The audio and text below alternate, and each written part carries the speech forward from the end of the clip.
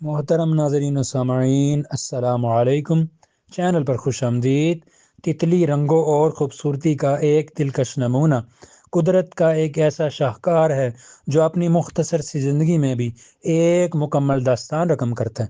اس کی زندگی کا ہر مرحلہ تبدیلیوں اور عجائبات سے بھرپور ہوتا ہے۔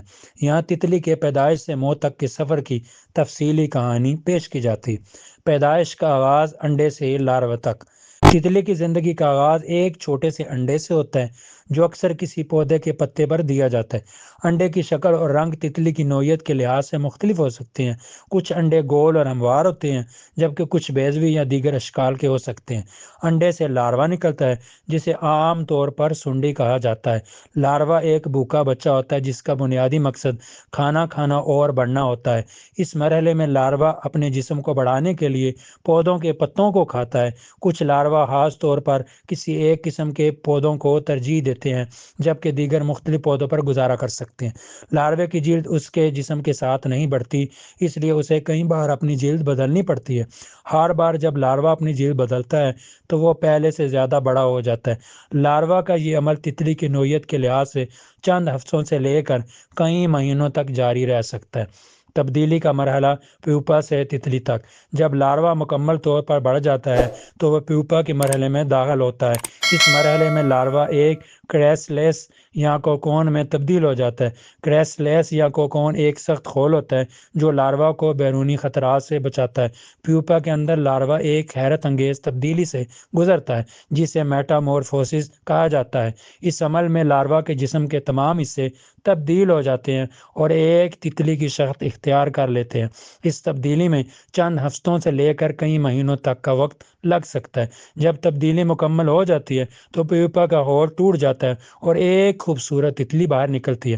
تتلی کے پر گیلے اور سکڑے ہوتے ہیں، اس لیے اسے کچھ وقت لگتا ہے کہ وہ اپنے پروں کو خشک کر کے اڑنے کے قابل ہو جائے۔ زندگی کا عروج، تتلی کا سفر۔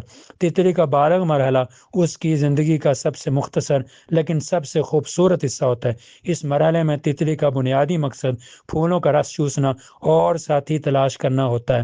تتلی اپنے رنگین پروں کی مدد سے پھولوں کے درمیان اڑتی ہے اور پھولوں کا رس چوستی ہے۔ یہ رس تتلی کو توانائی فراہم کرتا ہے اور اسے زندہ رہنے میں مدد کرتا ہے۔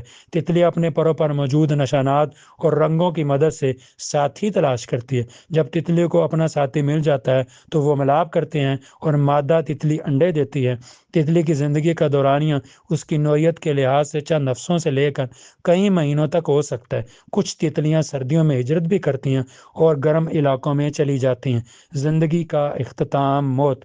تتلی کی زندگی کا اختتام قدرتی طور پر ہوتا ہے۔ جب تتلی اپنی زندگی کا دورانیہ پورا کر لیتی ہے تو وہ کمزور ہو جاتی ہے اور اڑنے کے قابل نہیں رہتی۔ تتلی زمین پر گر جاتی ہے اور مر جاتی ہے۔ اس کی موت کے بعد اس کا جسم گل سڑ جاتا ہے اور مٹی میں مل جاتا ہے۔ تتلی کی زندگی کا سفر ہمیں یہ سکھاتا ہے کہ زندگی کتنی مختصر اور قیمتی ہے۔ ہمیں ہر لمحے سے لطف اندوز ہونا چاہیے اور قدرت کی خوبصورتی کی قدر کرنی چاہیے۔ محترم ناظرین و سامعین، آج کی یہ ویڈیو آپ کو کیسی لگی کامنٹ باکس میں آگاہ کیجیے گا۔ ویڈیو کو لائک اور شیئر کر لیجیے گا۔ چینل کو پہلی دفعہ وزٹ کر لیں تو سبسکرائب کر کے بیل آئیکن کو پریس کر لیجیے گا۔ قیمتی وقت دینے کے لیے دل سے آپ کا بہت شکریہ۔